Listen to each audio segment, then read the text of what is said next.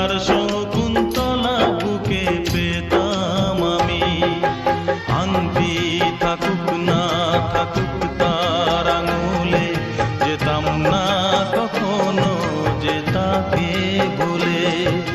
দুষ্মন্ত রাজা যদি হতাম আমি, শকুন্তলাকে চিনে নিতাম আমি। আংটি থাকুক না থাকুক তার আঙুলে, যেতাম না কখনো যে তাকে ভুলে।